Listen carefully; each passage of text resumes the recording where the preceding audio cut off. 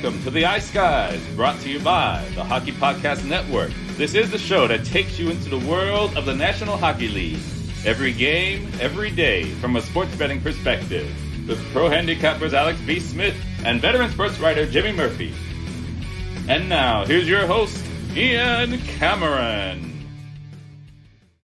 Welcome to the Ice Guys, presented by the Hockey Podcast Network. Sunday, January 30th, Ian Cameron, and we have for the second straight show joining us once again. I am pretty confident in saying he's the only resident Ice Guy from Latvia right now. Rinas Vitalin's joining us again for a second straight show. We got to give you credit, Vito. It was a good Saturday for you. You nailed your first best bet on the show, which was as easy as it gets, Edmonton in regulation. And we were talking before the show, Vito, and we'll start this show by looking back a little bit at yesterday, that a lot of us liked Edmonton in various forms. I think we recommended maybe first period puck line, cha-ching. Edmonton full game puck line, cha-ching. Edmonton team total over 3.5, cha-ching. The full game over 6.5, cha-ching. I was saying to you before the show started, Vito, no game put more money in my pocket yesterday than that Edmonton-Montreal game. And it's nice to have those games where it just works out perfectly. Big momentum for Edmonton, I think, getting this Kane, they just felt the momentum and went with it.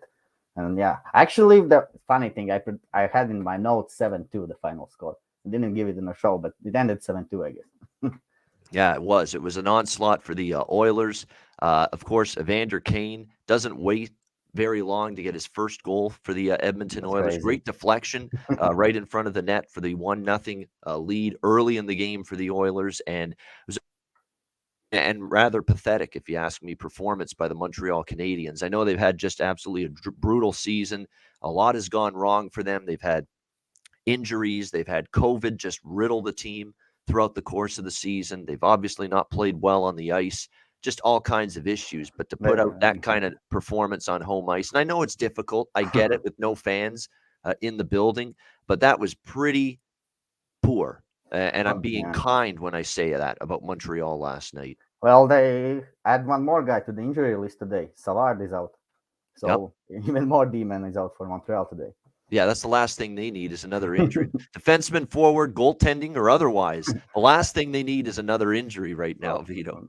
That hit on the goalie from Cassian, that was crazy. Nobody stepped, and fight. Only in a third period someone fight Cassian. But anyway, someone stood up for the goalie, That's why Do you find that was an issue? Now, you've been with a lot of different teams, a lot of different situations. Do you find that, when you don't see your teammates stick up for, say, your goalie when he gets crushed and run over like Cassian did to Samuel Montembeault, is that a sign? Do you think teams that don't respond, it's like a situation with Montreal, it's a bad team, it's a struggling team, maybe you're not as connected or together in the dressing room, maybe you don't chit chat, maybe you don't, sometimes with bad teams, the good teams, the camaraderie is there, you hang out after the game with your teammates, and there's a lot more relationships, bonding, all of that stuff going on, whereas when you're on a bad team, everybody wants to get away from the rink, maybe do their own thing. And as a result, maybe you're not coming together as much as a team, and you're not doing the things like what we saw last night where Montreal didn't stand up for their goalie and no one went after Zach Cassian right away until finally Michael Pezzetta, credit to him in the third period, dropped the gloves with Cassian. But by then, it seemed like it was way late to react. I would say the point is not to fight the guy. The point is to get in the guy's face so he knows that he cannot do the things like that, The point is not to fight him. The point is that all five guys goes and just gets in the Cassian's face and shows that you cannot do that to our goalie, so he understands. No, exactly. Nobody did that. You're right, 100%. Like, there's no one right after that happened. There's not 3 or 4 Canadiens players on the ice just going over to him and say, "Hey, what the fuck are you doing? You can't do that." Yeah, there's nobody doing that at all, and that's disheartening, I think. And I know there's a couple Habs fans I was talking to last night. It's like, we're not even sticking up for one another anymore. I know we're a shitty hockey team. We've had a brutal season, but the least we can do is maybe stand up for our teammates when they get run. Exactly. Yeah, that was a bad play. Yeah, definitely. That was unfortunate. Let's see what else happened last night. The Toronto Maple Leafs overcame a slow start last night against the Detroit Red Wings. They were down 4-2 going into the third period, and then it was an onslaught for the Toronto Maple Leafs, 5-0 in the third period, and they end up beating Detroit 7-4. Hat trick for Michael Bunting last night for the Toronto Maple Leafs. And you know what was cool about that, Vito, is it was Hockey Day in Canada yesterday, and I guess the setting for Hockey Day in Canada where they filmed it and they did all their segments was Scarborough, Ontario, which is just outside of Toronto. And Michael Bunting is from Scarborough. It's his hometown. So it's kind of like pretty cool that here's Michael Bunting from Scarborough. And damn, I missed this, because if I had known, and I just didn't look it up, or I wasn't aware, to be honest, that he was from Scarborough. If I had known that, and here he is playing on Hockey Day in Canada, which is being held in Scarborough, I would have bet a goal scorer prop on Bunting, and I didn't do that. So I feel like I missed the boat a little bit with that. But he was clearly fired up to play a big game with Scarborough, his hometown, hosting Hockey Day in Canada. And did he play a hell of a game? Hat trick, 3 goals for the Leafs. For the Leafs, was a little bit the coach for the first 2 periods. He tried to mix up a little bit the lines. He tried to place Marner in one line, Nylander in another line, and Matthews another line. So he has all 3 lines going. Didn't work out well against Ducks at home the other day. Now he tried again it against Detroit for the first 2 periods. Didn't work out well. Then he switched up the lines. He put them back, and 5 goals in the 3rd period.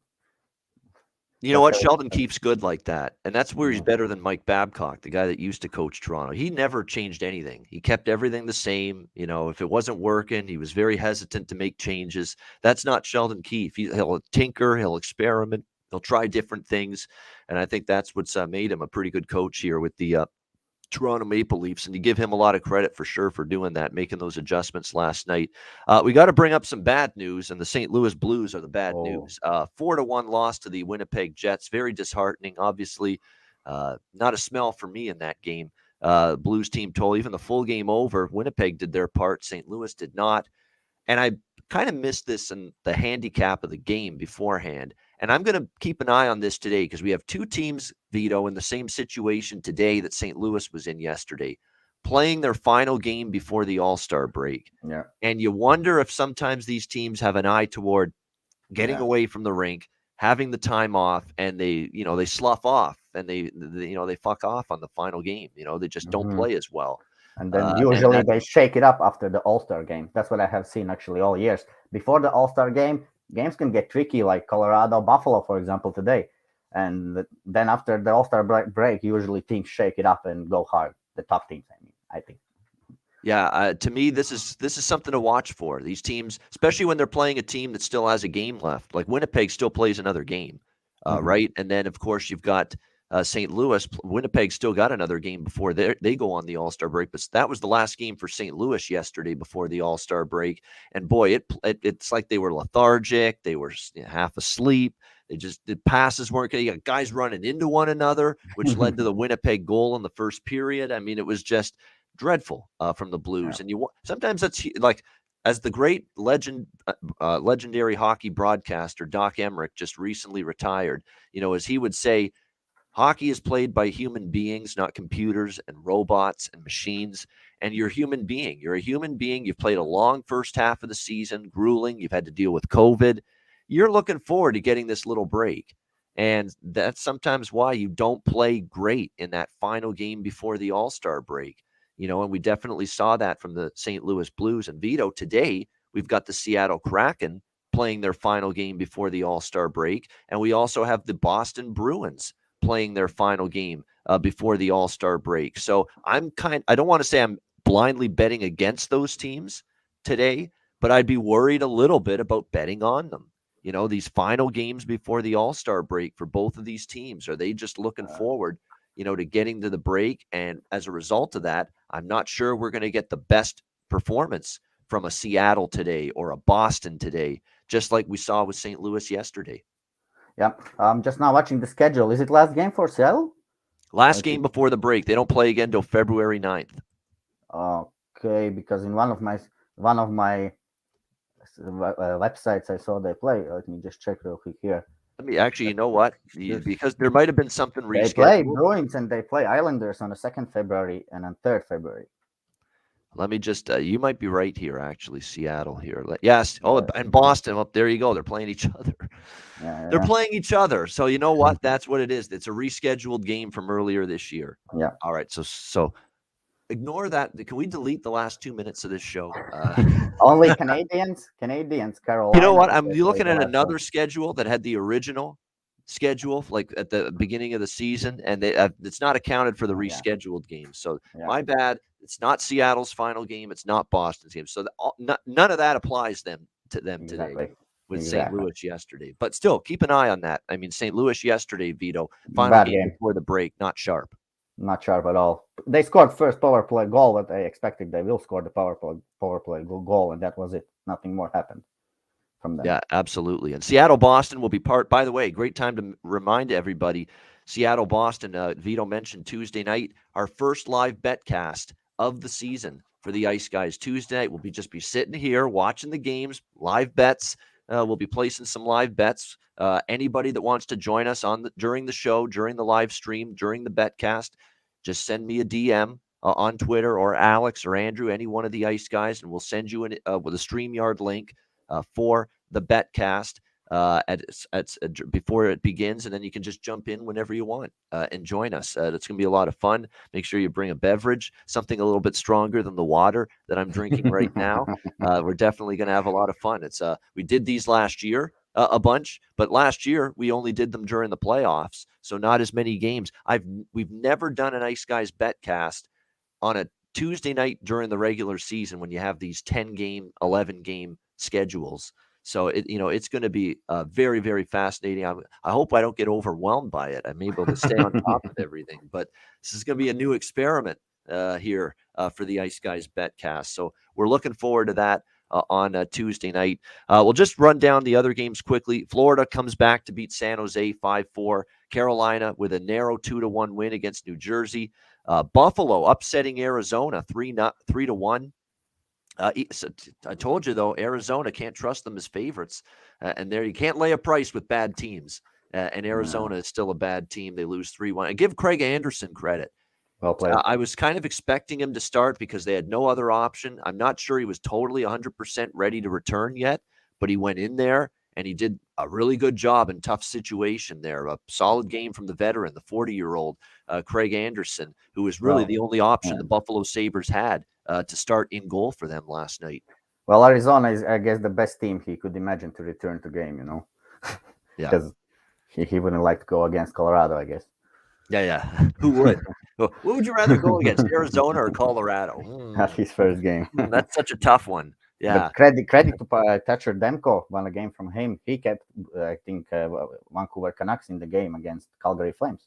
Oh, yeah, they got a point thanks to Thatcher Demko, and he's the only reason they got a point in that game. 1-0 loss. I mean, Vancouver was badly outplayed in that game. They were fortunate. They even had a chance in overtime, but Johnny Gaudreau gets the game winner there. And there's one other game my upset special came through last night. The Vegas Golden Knights, 3-2 shootout. What a shootout! 7 rounds, 8 rounds it went, and finally, I think Mark Stone gets the shootout winner for the Vegas Golden Knights, and a 3-2 win over the Tampa Bay Lightning, cashing in for me plus 130 with the Vegas Golden Knights, which I think would be something along the lines of 2.3 or something if decimal odds with that bet. But definitely definitely a good win for Vegas. And Vito, I said yesterday, 2 straight losses to Florida and Carolina, a tough loss early in the regular season to Tampa on home ice. I figured you get a good effort from Vegas. Robin Leonard was very good in that game, one of his better games. Tampa made a run in the third period, but Vegas prevails in a shootout and gets a big win over the Lightning. Well, that's a hockey, which team goes in front, the other team chases, and that's totally normal when you see Vegas outshot Tampa 12-4 in the first period, and then third period you see Tampa outshooting Vegas 17-1. That's hockey, That's hockey is right. It is momentum swings. Teams take turns having the momentum or carrying the play. That's the way it is. It's very rare that a team just controls the play for the entire game. It's only if you play against Montreal, I guess. Yeah, except that. Yeah. Don't let Andrew McGinnis hear that. He's a big Montreal Canadiens fan. But St. Louis, Calgary, Earlier this week in Calgary was one exception where Calgary just dominated the whole game. Yeah. Calgary last night against Vancouver. There's another game too. Oh yeah, Calgary against Columbus earlier this week, 62-20. The shots there. Yeah, those are. I remember the game Minnesota Wild against Montreal. That's why I mentioned Montreal. That game went 8-2, and in the beginning it was so big pressure from Wild, and it continued all the game. Yeah, the whole game never relented, and you're right, it was all one-sided there for Minnesota in that game against Montreal. So there you go. That's the. Oh, by the way, Philadelphia Flyers no longer losing streak over. 4-3 overtime win against Philadelphia. We'll give them credit. It's been a long, tough stretch for them, but they finally get back in the win column. And before we get to Sunday's card and start looking at the 7 games today, I hope anybody out there that's got to watch it at the end of the Flames game last night, the interview they did with Flames assistant general manager Chris Snow and his wife Kelsey about the battle he's going through with ALS. It is a horrible disease. It inflicted him and his family. What courage this guy has to keep having a smile on his face, speaking publicly about what he's going through. And that segment on the After Hours show, which is after the Saturday night games on Hockey Night in Canada every single week. Try to find a way to watch. I don't know if they're going to archive that segment and put it online. I'm sure someone would, but try to watch it. It's inspiring. It's emotional. It tells you that, you know what, even when you're going through struggles and difficulties in life, you can find a way to fight through it and persevere. So shout out to Chris Snow, the Flames assistant GM, and we hope he wins his fight against ALS for sure. All right, let's go to Sunday's card. NHL action. We've got 7 games on tap for this Sunday card. We've got the LA Kings and the Pittsburgh Penguins to start.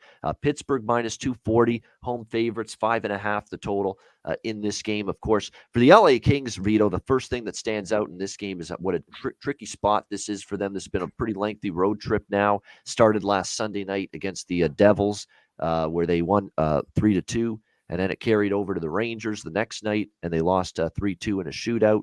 And then they played the Islanders 1-3-2, and then they had the 4-3 loss to the Flyers yesterday in overtime. So now you've got a LA Kings team playing their third road game in 4 days. You've got you played a Thursday night game, you played a Saturday afternoon game, and now you're playing a Sunday afternoon game. So this is definitely difficult, especially when you're talking about a West Coast team in the Eastern time zone. So this is definitely a shaky situation here for the Kings, trying to bounce back from that loss to the Flyers. But it's not going to be easy to do it because you've got the Pittsburgh Penguins, who have now lost 2 in a row at home against what I would say is inferior competition. Seattle and Detroit both go into Pittsburgh and defeat the Penguins in the last 2 games, both beyond regulation, overtime and shootout victories for Seattle and Detroit over Pittsburgh. Pittsburgh's offense kind of has struggled the last couple of games, just 3 goals the last 2 games combined. They did have a lot of pressure and chances against the Red Wings. I don't think they did. It was a low event offensive game for them against Seattle. I think they had more chances against Detroit, but still only managed the 2 goals in that game. I just worry here for the Kings, how they're going to be able to play their best. I could see sloppiness. I could see fatigue, especially along the defense. When you're talking about this kind of road trip, and now you're playing 3 games, 4 days on the road, back-to-back early starts for a team where it's going to be 10 a.m. local time on their body clock. Very, very tricky game for the Kings here. So, look, I fell short with the team total on Pittsburgh on Friday night. I took that against Detroit. Obviously, they only scored 2. I'm going to go right back to that here. Pittsburgh team total over 3.5. Again, I think still it's a good bet and it's a good situation. You've got them off back-to-back losses now. Mike Sullivan wants them to be a little bit more, have the puck more. He says he wants to see them really have a better opportunity in the offensive zone. So I'm going to go with that team total here. It's around even money, plus 100 with Pittsburgh team total over 3.5. And also I'm going to go a little smaller bet on the over 5.5 for the full game, just because I think this is a game where it could be a little bit of, ragtag game, a little bit early start, could be some sloppy play. And usually that shows up more at the defensive end of the ice.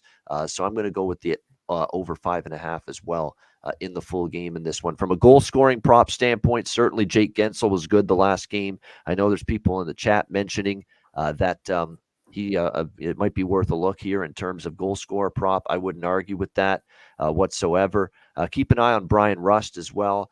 Evan Rodriguez, who has been a good depth contributor offensively as well for Pittsburgh. So just some names you can maybe look at here in terms of the Penguins if you want to look toward them to maybe find the back of the net here in this game. Vito, what do you think here with the Kings and the Penguins? Yeah, I don't think if you mentioned the goalies, I think it's going to be Tristan Jarry for Penguins. Yeah, and it's not confirmed for LA, but I'm not sure. It could be Pedersen. It could be it was Pedersen yesterday, I think. So perhaps it's going to be quick today. And the Kings are off the plane, right, of the back-to-back games, and it's been a long road trip. But Kings play some good hockey, and I mean, I love to see when the Kings have this big four in the lineup: Andrei Kopitar, Dustin Brown, Drew Doughty, and Jonathan Quick. Those guys has win a lot of things in the past. So once they have these four guys, they play really great hockey. But as you mentioned, they're on a long road trip, and if you just watch the Penguins, I mean, they build up from their momentum in their building. They don't lose much games in their building because they go hard in their building, and they have lost now 2 in a row. And they play Kings today, and then they're gonna play Washington right before the All-Star break. And we know the Washington-Pittsburgh, it's always big games. And I think a right point where to start to build up the momentum for that next game would be today's game against the Kings. Well, it has been some rough PK for Pence lately because the steady Bluger is out. So PK has gone really not so good anymore for Penguins. It has been a rough week for them as well. But I just think it's a great spot for them to bounce back. As well, the power play, if you don't find it as in a top of the standings in NHL, but you have to watch it lately, how the power play is generating in the last games when the Malkin is now back, and actually they have the full lineup in the power play. Power play has been very, very good for Penguins once they are now healthy. So yeah, my pick here, I think it's a great spot for Pence to bounce back. Team total, you took team total. Well, I think I will go with the puck line here on the Pens today. I just think Jarry can play a great game because he has a great season this year. So maybe like 3-1 Pens also can win. I could see like 4-1 as well. So yeah, Pens puck line for me, I guess, here. Yeah, LA's a very, very competitive team. We've seen that. They're in a lot of games. They don't get blown out very. That's one thing I'll give LA a lot of credit for. Look at their recent games. They had a really bad game against San Jose. Outside of that, only a 2-goal loss to Tampa, and one of those goals was an empty net goal. The Colorado game, they actually outplayed Colorado despite losing 4-1. A 1-goal loss to Jersey, shootout loss to the Rangers, the overtime loss to Philly. Yeah, they're not an easy team to bet the puck line against just because they seem to be in a lot of games, the LA Kings. But this is where the schedule just could catch up to a team. I like to play in NHL. Sometimes I like to play situational spots, not looking actually what teams they are, because situational spots are hard on teams. Yeah, and you would know that firsthand. Yeah, exactly. What the schedule can be like, and how when it builds up a lot of games in a short period of time, it could really impact you negatively in terms of. Actually, and the first meeting it was 6-2 for the Kings. I guess they didn't play so long ago. Yeah, revenge game for Pittsburgh, if you will. Not big revenge game. When was the last game they played? I guess it was in January, or it was not too far away, I think.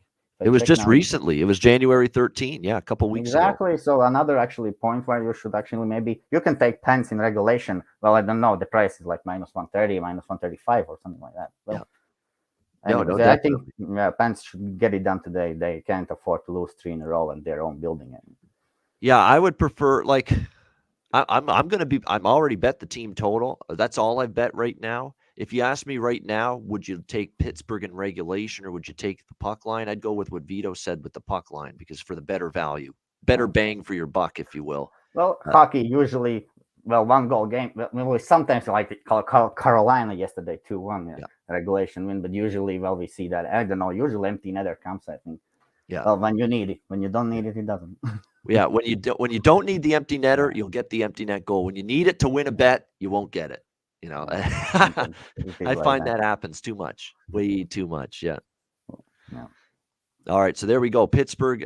Again, I lean to the regulation or puck line, and Vito likes the puck line. He's going to go with -1.5 here, +110 on the puck line with Pittsburgh. I'm going to go with that team total here, over 3.5 at +100, and I certainly would lean with that puck line as well. Again, LA, credit to them.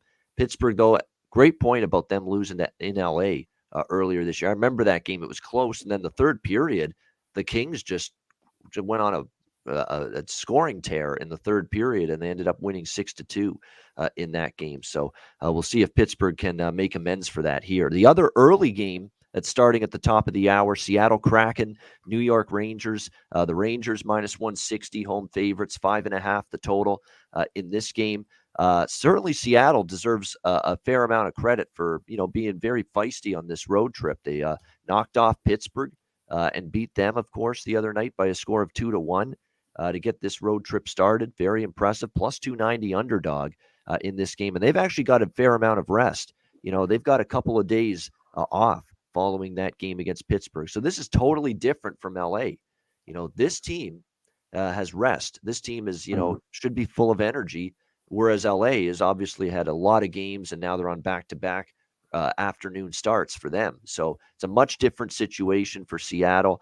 It looks like they're really trying to dig into playing sound, solid defensive hockey. I could see this being an under, personally, 5.5 here, because Dave Hackstall said going into this road trip, look, if we're going to compete with the Penguins and the Rangers, he named them by name, saying, if we're going to have a chance against some of these really good Eastern Conference teams, we've got to really be good in the neutral zone. We've got to really take away time and space. We can't allow teams to just basically run through the center ice area and get set up in the offensive zone. We can't allow that to happen. We've got to try to keep the middle of the ice clogged up.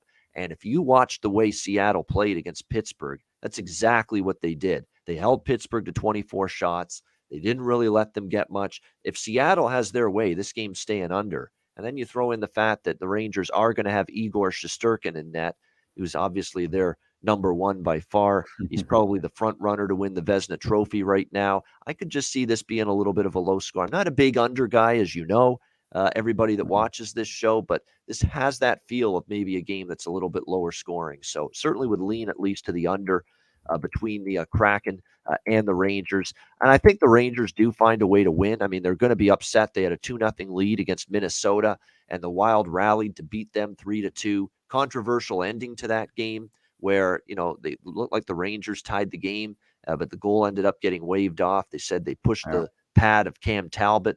I think it was not very clear one way or another. Like, I can't say for sure it was a horrible call. I can't say for sure it was the right call. But it could have gone either. I think it was a coin flip. And unfortunately for the Rangers, the coin flip went against them. Well, the call on the ice was no goal. So that's right. No goal. Yeah.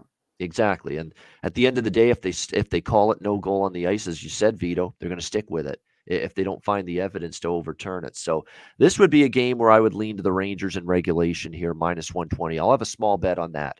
New York in regulation, minus 120. And I would lean to the under as well. I do think, like, Seattle wants this to be a 2-1, 3-1 game, just like the way they beat Pittsburgh in their last game. Yeah, as Terry says in the chat, I'm not going to say, don't bet Chris Kreider to score a goal right now. He's on fire for the New York Rangers. He's been terrific. He's all season long, he's going to the front of the net, which is where he scored a lot of his goals.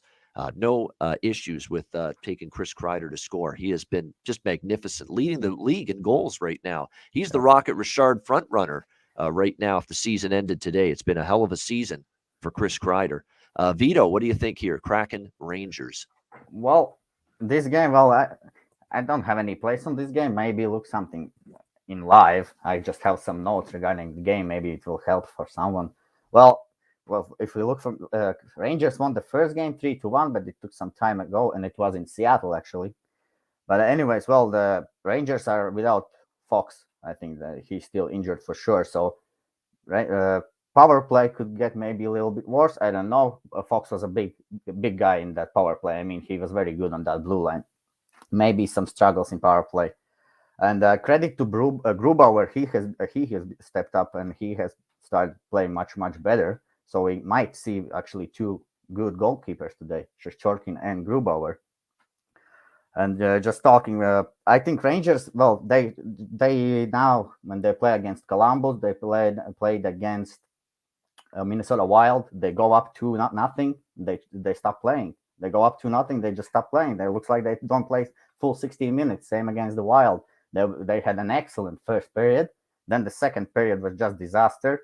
And in third period, Wild was a little bit better. and they got the winning goal. So yeah, for the Rangers, the problem a little bit is they don't play full 60 at the moment.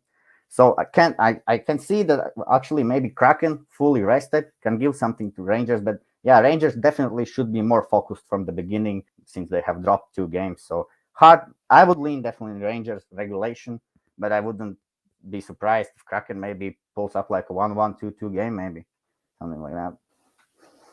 And that style frustrated Pittsburgh. They're going to hope it frustrates the Rangers. And Well, Kraken got their first win in overtime also. That was Yep. the first win in overtime. Maybe they also have some momentum from that. Who knows? We're gonna see and you know tonight. what? Yeah, you know what's amazing about the Rangers is they got to figure out, you're right, how to play 60 minutes. Against Columbus, they had a great start and a bad finish. In the Minnesota game, they had a great start and they had they had a great start and a bad finish both games, actually. Yeah, Yeah. great start, bad finish both games. They had a great start in the people were saying fade the Rangers on Henrik Lundqvist's ceremony night because they'd be flat. Not in the first period. They were flying in the first period. They weren't flat to begin that hockey game. They were up 2-0. They dominated Minnesota in the first period, and then that was about the extent of it. That was about it after that from the Rangers. Minnesota gradually got their game back, carried the play, and really were the better team in the last 2 periods of that game. So I think this is a game, though, again, now you're talking about, look, the one thing we can all agree on is Seattle ain't Minnesota. So course, this definitely should be that's why I think the Rangers play 60 minutes. They certainly will want to. They're off 2 straight losses. They haven't lost 3 in a row in forever. This is not something, they have. I can't even remember, Vito, the last time the Rangers lost 3 games in a row, which they're trying to avoid today. So I'm going to go with the Rangers in regulation and lean to the under here in this one as well. Let's move on to San Jose and Carolina. This is the last of the afternoon games today. Carolina minus 270, home favorite, 6 the total, shaded to the under in this one. San Jose and Carolina, both on a back-to-back here. They both played yesterday. San Jose, man, they looked like they were going to pull a gigantic upset against Florida. They were up 3-1 at one point in that game. Florida comes all the way back and beats them in overtime 5-4. San Jose will try to bounce back from that loss. Carolina beating New Jersey by a score of 2-1 last night. If you look at these two teams on no days rest, San Jose 1-1. Carolina just 2-3 on the second of back-to-back games this year. So for me, this is not a side I'm going to get involved in. I'd actually maybe obviously Carolina is a lot better than San Jose, but I would say at this price you take a shot with San Jose or you leave the game alone because it's a big price. They don't have the best track record here on the second night of back-to-back games. It looks like in terms of the goaltending for Carolina, we think we might see Freddie Anderson. It was Antti Raanta tonight, which means Anderson, I think. Yeah, which means I think it'll be Freddie Anderson tonight. It was James Reimer last night it was last night for the San Jose again Sharks, today. and he's back in today, and I don't like that. I'm always leery of these goaltenders that have to play back-to-back games, and he faced 50 shots last night. This could be a guy that's worn down quite a bit. I mean, 50 shots, that's a lot of rubber, Vito, that he had to face against Florida yesterday. So I like the over here. I think, look, I know Carolina played an under yesterday, but we've got fatigue on both sides. Both teams played yesterday. San Jose now has been on the road for a little bit. I could really see them be a little bit sloppy and make mistakes. This is the third game now of this road trip for the San Jose Sharks, and it's going to be their third game in a 5-day span and a back-to-back, and you've got the same goalie in as yesterday, after facing just a ton of shots in that game.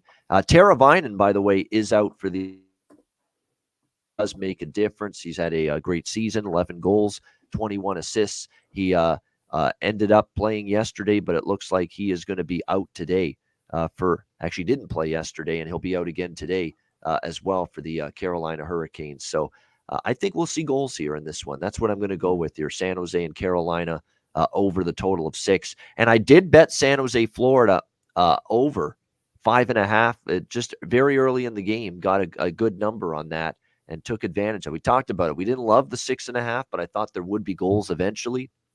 Got a good number with that in game yesterday. And this one being at 6, I'm more inclined to bet it pregame the total here because it's 6, not 6.5 here with San Jose and Carolina.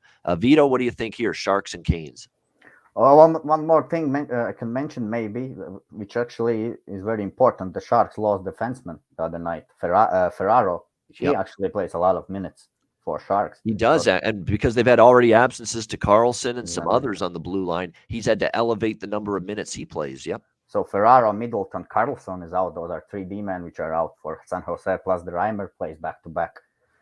And well, Carolina, I have it a little bit as a trap game, of course, because both teams are from back-to-back.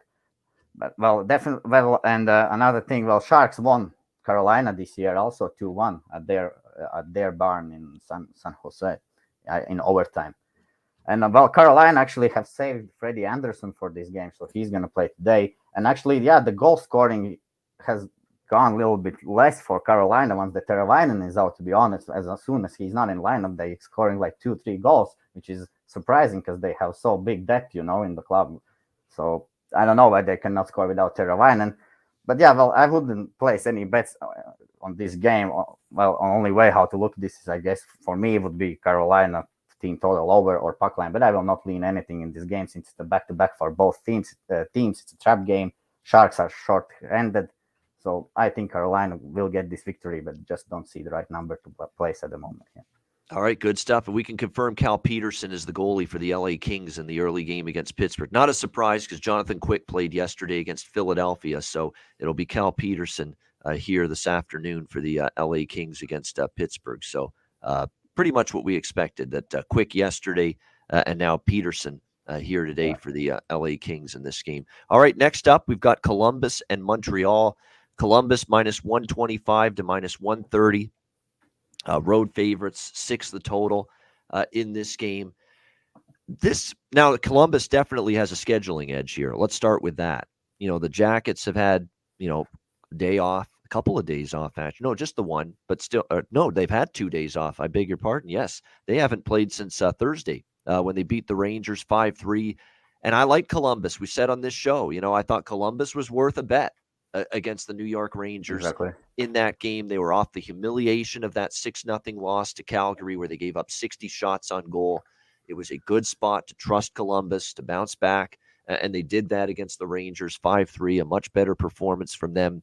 They've had 2 days off, so they've got a huge edge here against a Montreal team from a scheduling standpoint who played last night, and this will be actually the 3rd game in 4 days for the Montreal Canadiens. They had that brutal game yesterday against Edmonton by a score of 7-2. They end up getting pounded in that game. The defense gets shelled. Not a good night for Samuel Montembeault in between the pipes. So definitely a poor performance, getting criticized for not standing up for their goaltender.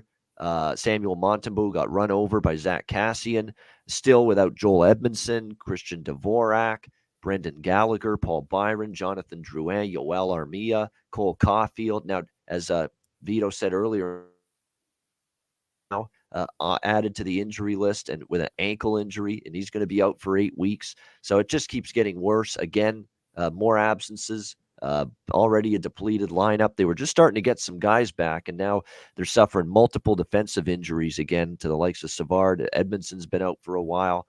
It's just never ending for the Montreal Canadiens.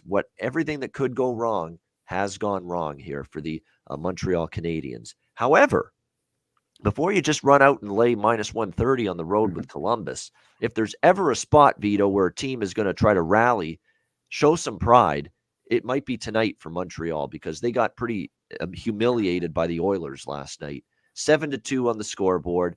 They're being taken to task by the media for not standing up for their goaltender, one of their teammates. This could be a night where you get Montreal trying to really save face for what happened last night. And it's not like Columbus is a juggernaut, by any stretch of the imagination here. So this actually might be a spot where I'd lean to the home dog a little bit, believe it or not, Montreal. But they're just too banged up and too porous defensively and their goaltending at the same time.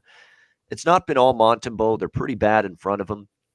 But that combo of defense and goaltending is just absolutely horrendous right now for the Montreal Canadiens. So I just can't back them, even though I think there's some things and some intangibles that point you toward the Canadiens tonight. I'm just going to stick with what's been working, and that's overs in Montreal Canadiens games. Wash, rinse, repeat, Vito. Over with the Montreal Canadiens. They are still scoring some goals, and they are giving up, 7, 8, 5, those type of goals on a nightly basis. On the flip side, I don't necessarily trust Columbus to shut you down either. They're going to go with Jonas Korpisalo in net. He's got a 3.89 goals against average, 884 save percentage. You look at his recent starts. Since January 4th, he had one start where he gave up 2 goals against New Jersey. They won that game 3-1. His other starts, he gave up 7, 3, 3, 5, 4, and 3. So he's given up 3 goals or more in all but one start this year in net for the Columbus Blue Jackets, Jonas Korpisalo. So he's definitely not exactly played well in net. This is not a great Columbus defensive team. We've said it all year. It's just the obvious bet to me. Columbus, Montreal over 6 here at -120, -125. So Jackets, Canadiens over the total for me. Vito, what do you think here? Columbus, Montreal. Yeah, well, Ian, as you said, all the hockey players are real humans. They are not computers, So even a team like Canadiens, they can, after the loss 7-2 yesterday, I might expect a better performance from them today against the Blue Jackets. Well, Blue Jackets play Florida tomorrow. That's why they go with Korpisalo today. So we're going to see where their heads are in, So I have actually circled this game to bet live, and perhaps I just need to see the first 5-7 minutes, how the game goes. But I have circled over. So that's what I'm thinking of. Well, my lean is over in this game. I haven't placed any bets. But yeah, definitely I will lean with over. I will wait for the in-game and a little bit watch how the Canadiens look today. Yeah, and exactly. And for the over too, maybe get that first 5 minutes without a goal, and you'll get a 5.5, and you'll get a better number with the over live during the game. And we're going to show you all this on Tuesday night for sure with our live betcast, how we would do it. We're going to show you situations where, we want an over, but we'll try to wait 5 minutes with some of these games and try to lock in better numbers. We'll give you all Canadiens had some good parts of the game. Like they actually, second period, I think they didn't let Oilers out of the zone. They were pushing and pushing all the time. So Canadiens can play some good hockey if they want, but it's only like for 15 minutes, 20, and then it's just disaster rest of the 40 minutes. That's the problem. They have these little spurts, you're right, during a game. They have a couple shifts in a row where they're actually taking it to the opponent, but then it's a disaster shift right after that, and the opponent finds the back of the net. And then they have a couple good shifts. They may not score, and then it's another disaster shift, and the opponent scores again. And that stretch where the Oilers were just lighting it up for those 3 goals consecutively in the first period, that really took a lot of air out of the balloon, if you will, for the Montreal Canadiens, and that pretty much put them behind in that first period right there. Well, if Ice Cold Kane comes and scores, that means something. Well, Kane, he used to play in AHL, so Canadiens also is not a top team, so you cannot really say that Kane is back in the game. We're going to see when they play some tougher opponent.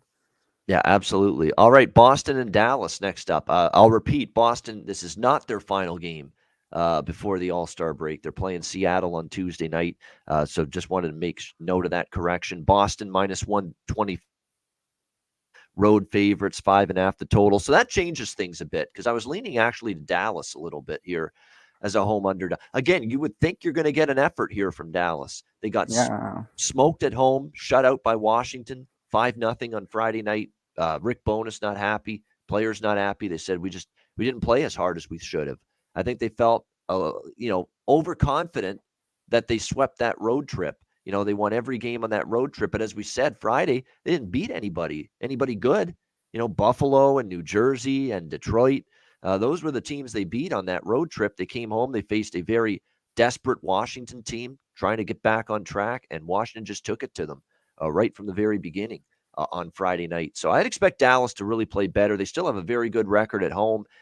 Boston's been on the road since Wednesday, Colorado, Wednesday, Arizona, and they just barely got past Arizona 2-1. In fact, that was a pretty even hockey game. Arizona was not, second best team by far to Boston on Friday night. They were competitive in that game against Boston, the Coyotes. So this is not a slam dunk here for the Bruins tonight against what could be an angry Dallas team. I do lean to the Stars here, but I would have liked it more if this was the final game before the break for Boston, where maybe you've got their brains and their minds looking forward to getting time off away from the rink.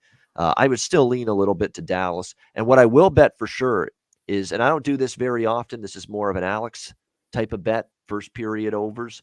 I do like the first period over here. We've got two teams trending toward the first period over. And the first period over here is 1.5 minus 120. So it's not a bad price.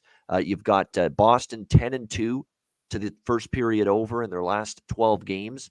And I believe we have the Dallas Stars 11-3 to the first period over in their last 14 games. So you have two teams trending very heavily toward the first period over as of late. So this is not normally 90% of my totals bets, Vito, are full game.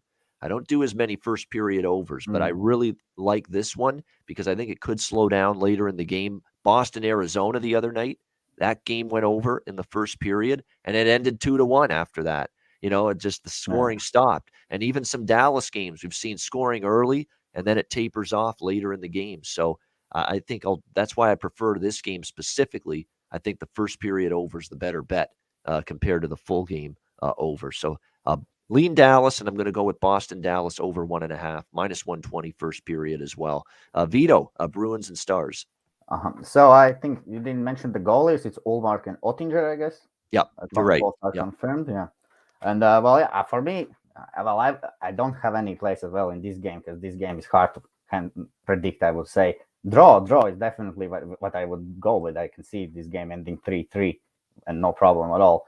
But a little bit notes about this game. Well, about the Bruins, actually, Stars. The Seguin used to play for Bruins, so this is maybe a player prop you can watch Seguin to score because he used to play for Boston Bruins. So we see so often this season where players score to their former teams. That's like the usual thing. And Bruins. All credit to them because they got a point in Colorado, which is not easy. Not everybody can go there and give some tough time to Colorado. And Pasternak definitely has been hot in power plays, and actually they have scored 8 straight games of power play goal. Boston Bruins at the moment, 8 straight games with a power play goal. And what else? Well, the first meeting went 3-1 to Bruins back in Boston. I think that was. So I would maybe Stars also get up this one. It's a little bit of a revenge spot as well. And basically it's going to be a hard game. I like Stars lineup. I like how Hintz and Robertson been playing. Those guys just are very, very good players on 5-on-5 especially. And that game at home against Capitals, I mean, Dallas actually scored the first goal. It was waved off. Maybe that killed a lot of momentum for Dallas. We don't know. I think we're going to see a total different team with Dallas today. But Bruins is also not bad at this moment. So I'd see like 3-3, maybe 2-2 game. All right, there we go. Liking the draw maybe here in this game, it sounds like, for Vito in this one. And Tyler Seguin, you're right, former Boston Bruin. We remember that from years ago. Was part of that Stanley Cup winning team as a very young player in the league at the time when they beat Vancouver back in, 2011 that was, their Stanley Cup win. So, yeah, there's definitely something to that. It's an angle that I've often talked about on this show many times, that you get the player playing his old team, gets fired up, wants to make an impact. So maybe you see that here tonight for the Dallas Stars. So again, there's some things that line up for Dallas. I wouldn't be laying the price with Boston. I will tell you that right now. Dallas or pass. For Dallas, it was a very easy road trip. I think it affected them a little bit. Because those teams they played in road, it was not good. Then they come home, they feel good about themselves, and they get 0-5 against Capitals. So better game today from Dallas, I think. Yeah, exactly. It's that, you had a great road trip, and that's another angle we've talked about for many years on this show. The team coming off not only the long road trip, but a very successful road trip. And a lot of times they're prone to a pretty bad performance, in that kind of spot. No question about that. All right, before we continue, we have 2 more games left on this card with Vito. We thank him for joining us for both shows this weekend. We will definitely bring Vito back with us on the show after the All-Star break. No question about that. He's been very good this past weekend with his first 2 appearances here on the ice, guys. I hope you're enjoying it because you've done a good job. My pleasure. My pleasure to be here for you guys. All right, awesome. And he'll be here every day, even Monday to Friday when it's, Jimmy and Andrew and Alex and I. You always see Renus's name in the chat on the show. So you'll be able to see him in the YouTube chat for sure, even when he's not on the show. All right, let's talk DraftKings. We have arrived at Conference Championship Sunday. 4 teams left in the NFL playoffs, and that means only 4 teams left for you to bet on at DraftKings Sportsbook, an official sports betting partner of the NFL. Counting down to Super Bowl 56, new customers can get 56 to 1 odds on any team. Bet just $5 and get $280 in free bets if your team wins. If you're not a new customer, you can experience the conference championships today with same-game parlays. Combine multiple bets from the same game for a bigger payout. The more legs you add, the more money you win. DraftKings is safe, secure, and reliable. Best of all, you can deposit and withdraw your cash whenever you want.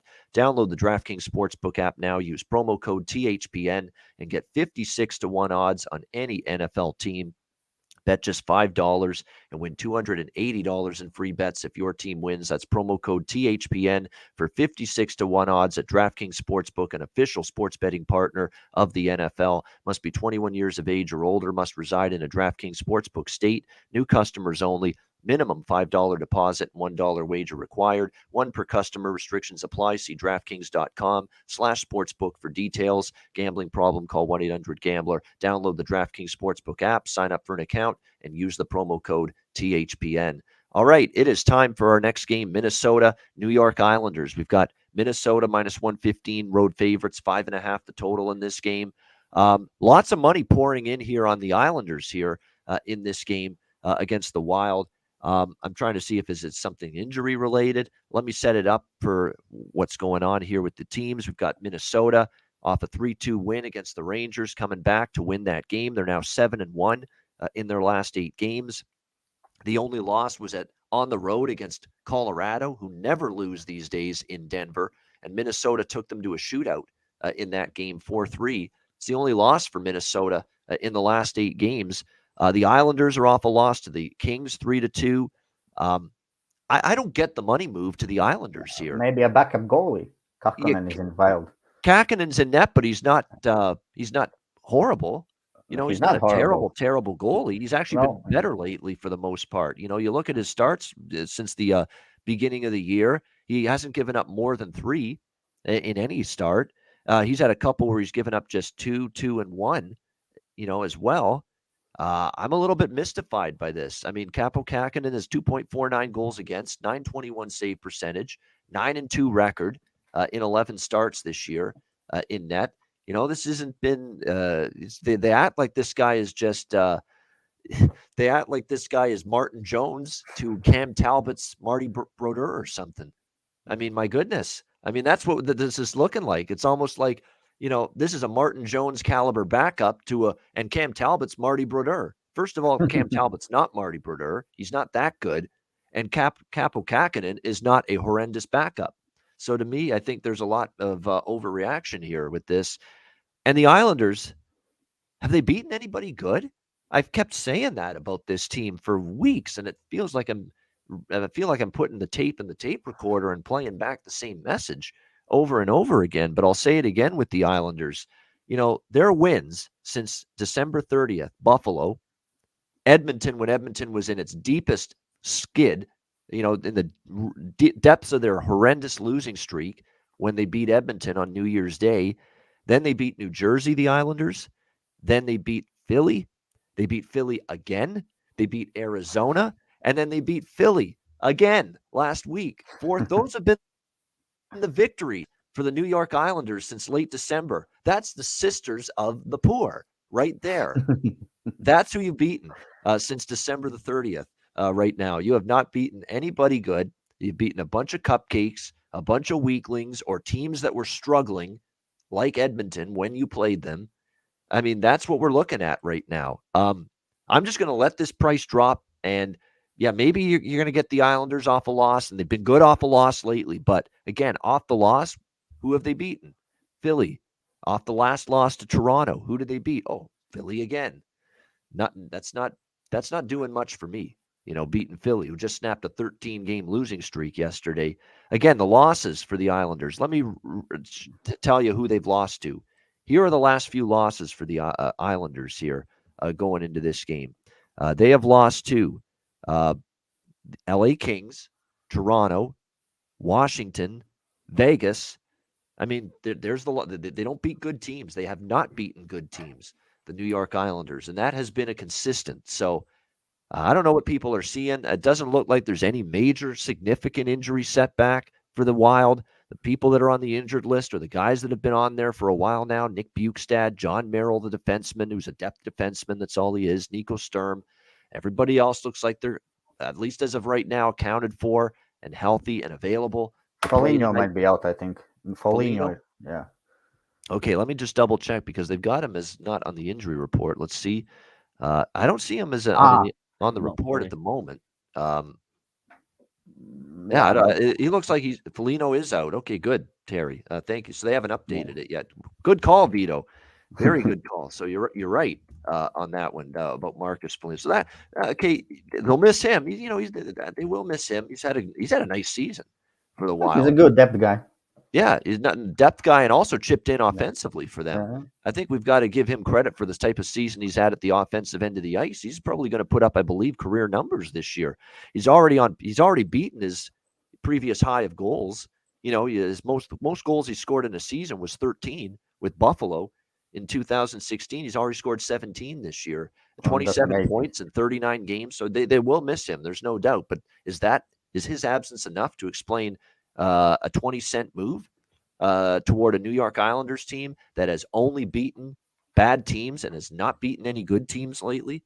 I'm not sure that alone is enough to explain why the New York Islanders have taken a money move here, and the line has moved 20 cents toward the Islanders here. So I'm just going to wait it out here, and I'm going to take Minnesota at the best line and the best price I can find right before puck drop in this one.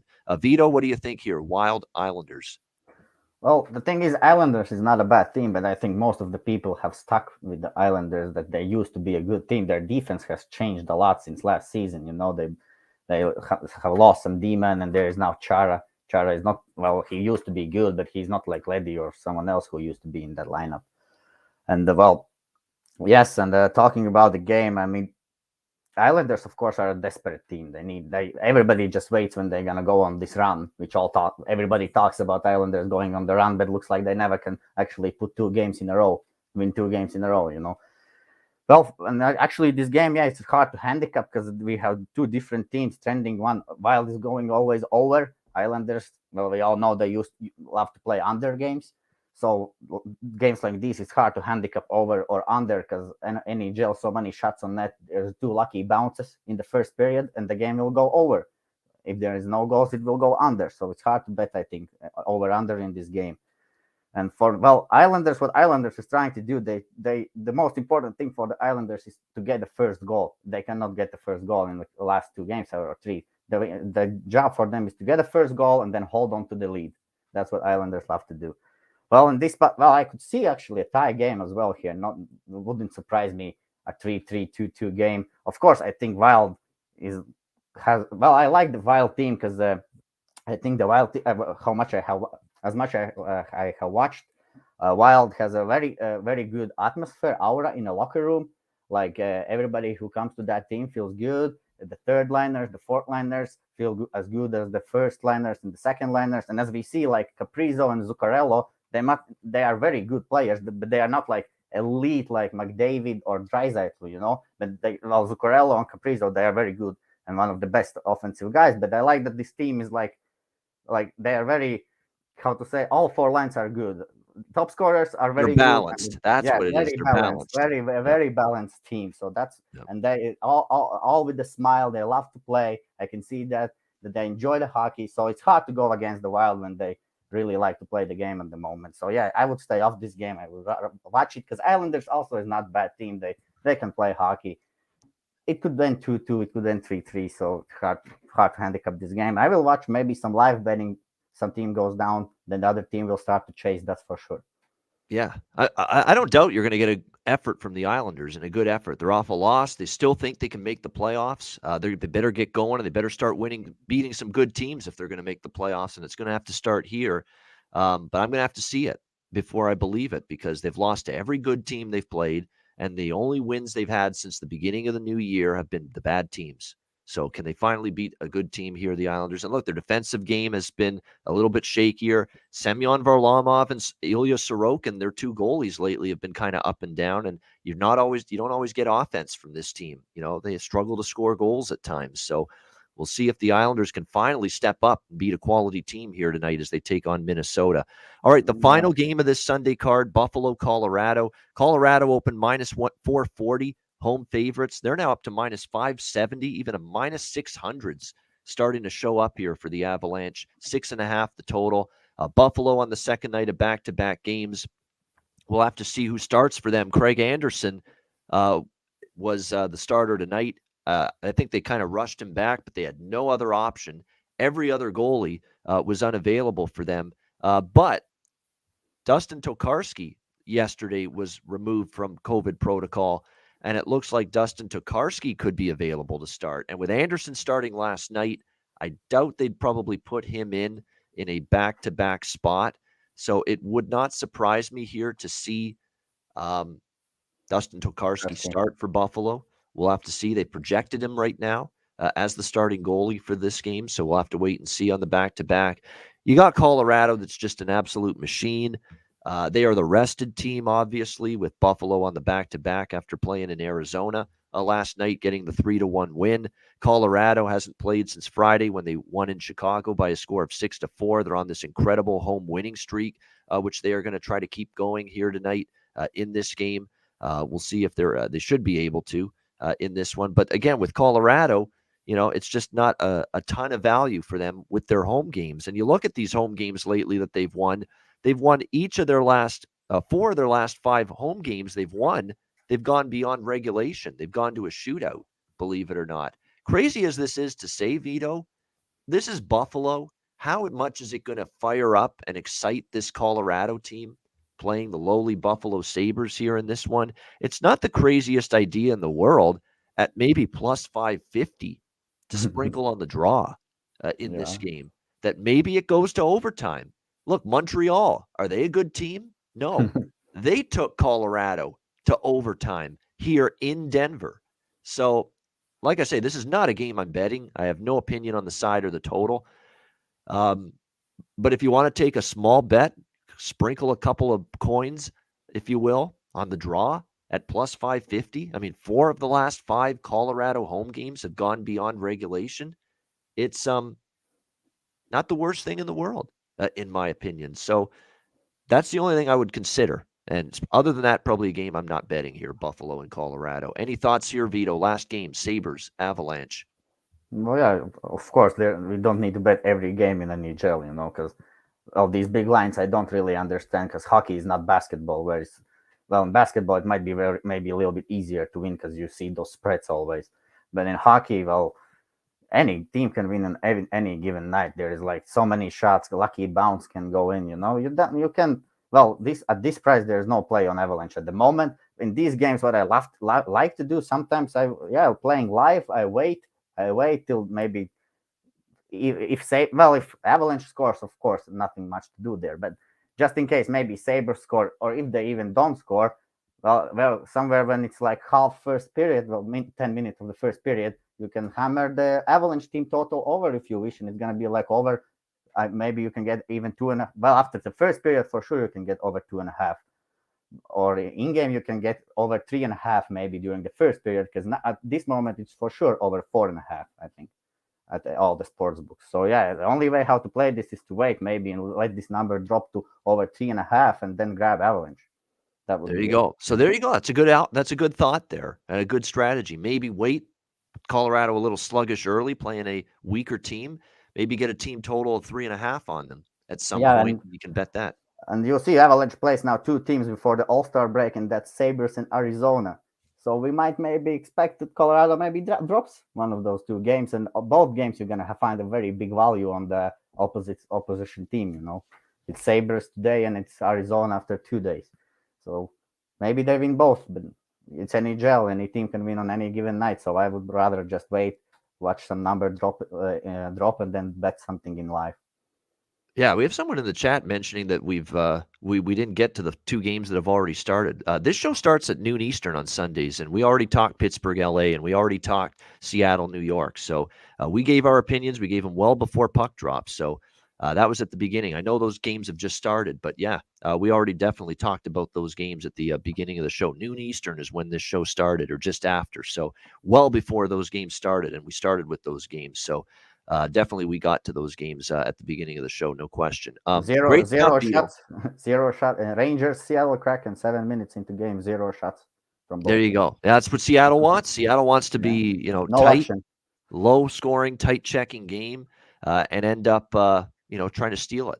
That's Seattle's game plan, just like they did against Pittsburgh the other night. They'll try to do it here with the Rangers this afternoon. Great stuff, Vito. We'll have you back on after the All-Star break, and again after with Tuesday night. If you want to join us during the Betcast, you can. Absolutely. Thanks again for joining us. You've done a great job in your first two appearances this weekend. And one of the reasons you've done a great job is you cashed your best bet yesterday with Edmonton in regulation. What have you got for an encore today, Vito? What do you got for best bet? Well, since we have the 0-0 in this game, I would go with Pittsburgh Penguins. I guess I think they should take care of Kings today. With a puck line. Yeah, let's go puck line, Pittsburgh Penguins. And you can jump on it. You're probably going to still get a very good price because that game's scoreless still. Plus 110, plus 115. Pittsburgh Penguins puck line minus 1.5. So there you go. Best bet here for Vito on this Sunday card. My best bet is going to be Columbus, Montreal over 6, minus 120. It's clearly best bet material for me today. Should be a high-scoring game. We don't trust either team's defensive game at the moment. The Jackets are struggling defensively. The Canadiens are struggling defensively. Neither team has steady, stable goaltending either. Montembeault and Primo have not been solid for Montreal. Korpisalo has not been great this year for Columbus. Korpisalo is starting. I think it'll be Caden Primo for Montreal because we saw Montembeault last night. So either way, two teams that are having trouble keeping the puck out of their own net, and I think we'll end up seeing goals in that game. Jackets, Canadiens, over 6 for my best bet for this Sunday NHL card.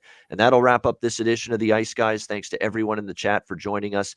Hit the like button on the way out if you haven't done so already. A reminder, the Ice Guys is live 7 days a week, Monday to Friday, 2 p.m. Eastern, Saturday and Sunday, noon Eastern. If you can't watch the show live, download the Ice Guys podcast in audio form on all major podcast platforms, Google Podcasts, Apple Podcasts, Spotify, Stitcher, and iHeartRadio. Download the Ice Guys podcast when you can't watch the show live. For our special guest, Renus Vitalins, I'm Ian Cameron. Have a great Sunday. Enjoy the games and good luck. And we'll talk to you again tomorrow on Monday for another edition of the Ice Guys presented by the Hockey Podcast Network.